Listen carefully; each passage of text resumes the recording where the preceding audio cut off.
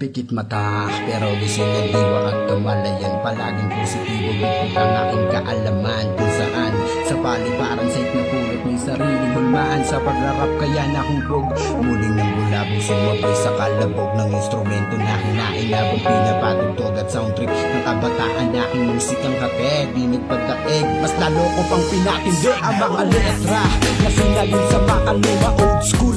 Ako'y saludo sa mga nauna, waka nang ninahong sa kanila. Sige, subukan buklatin, nilalaman ng bawat bara. Sa musika ako ay nagpakalulong sa kwarto, nagkulong sa pangarap. Nakatuon may pagkakataon sa pagdisbong may malaking tanong sa tandang pananong kung kailan ba talaga darating ang tamang panahon. Subok na to sa tagal na lumiletra, bawat buga nakakasana ang di bomba. One click sa pagtunog pa lang ng beat, mga pasabog na hinaing tumata at bumibengga.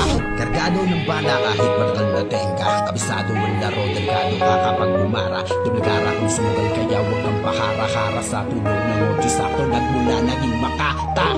Unti-unti kong inangat talento sa pagsusulat kahit na mabigat. Sinabay ko sa pag-aaral, ginawang laro lahat hanggang sa matutunan ko na at makuha ang sangkap ng pagrarap.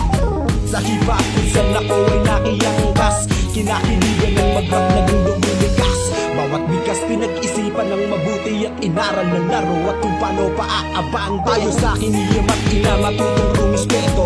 Yan ang gasolina sa laro para matuto ka sa mga bagay na ikaw mismo ang manyak na bawat lagda ay meron takdang aralin sa pakina.